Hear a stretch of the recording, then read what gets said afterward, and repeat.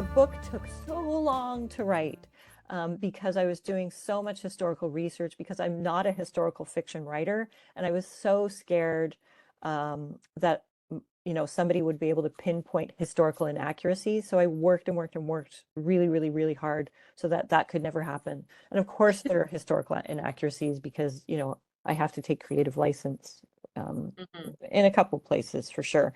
But honestly, when I love this book, I felt that I had done my very best. I'd done the very best I possibly could with integrity. But honestly, when I saw the book, I was like, oh my God, it took me 20 plus years to write this book. It's so short.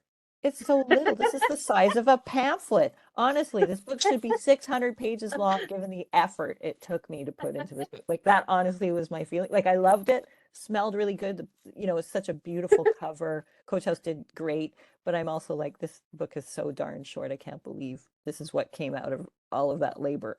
So, so, but it's also about when I find that when I write a book and it's finally published, it's a kind of a moment of bittersweetness, where it's on one hand, I'm sad because I'm leaving those people behind. At the same time, it's like I'm usually so exhausted and kind of fed up by those people that I'm glad to see the back of them. He needed some sort of escape hatch from this terrible job, so something to aspire to. Mhm. And that's why he wants to go to dentistry school. Secondly, I think it's because he is at heart a reader. He literally reads books and enjoys them, but he also, and I think other sleeping car porters did this as well, they have to read passengers. Passengers are texts. And you have to be able to read a passenger and suss them up pretty quickly, because if you don't, um, if you put a foot wrong with a passenger, you could end up losing your job. If you're able to anticipate a passenger's needs before they do, however, you could also maybe make more in tips. So being able to read passengers was super, super, super essential for, at least for the story world of my book.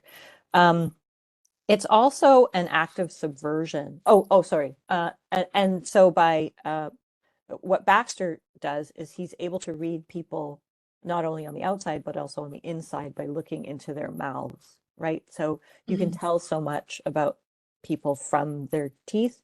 I don't know so much nowadays because we sort of aspire to this very uniform white kind of chiclet teeth kind of situation.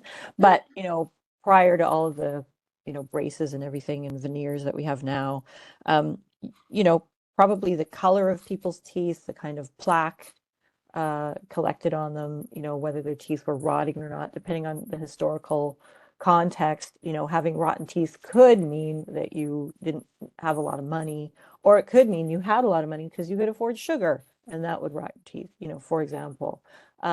You can tell, if somebody grinds their teeth have a certain appearance. If they've got a certain quality of breath, it might be because of digestive issues, that kind of thing. And it also, so it's, Baxter being able to read passengers even more thoroughly.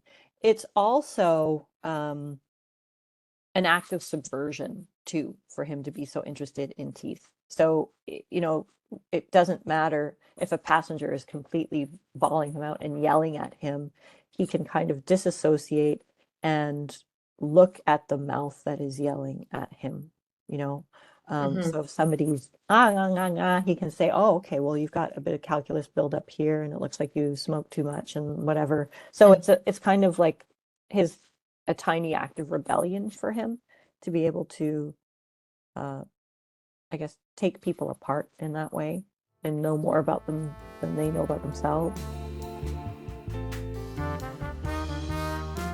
I like the idea that sometimes a reader might not be able to tell the difference between what somebody is saying versus what they're thinking. I think that there's a kind of really interesting continuity that can happen for us sometimes where you, you know, speaking and thinking maybe blur when they shouldn't, where you are speaking to someone, so you're thinking, you have this dialogue, and oh, I'm going to tell them whatever, and then you go to speak, and you're speaking the end of that conversation, and it comes out here when it shouldn't. I'm really interested in how people communicate through language, in that they often can't say what they mean, you know. I think it was Clem Martini.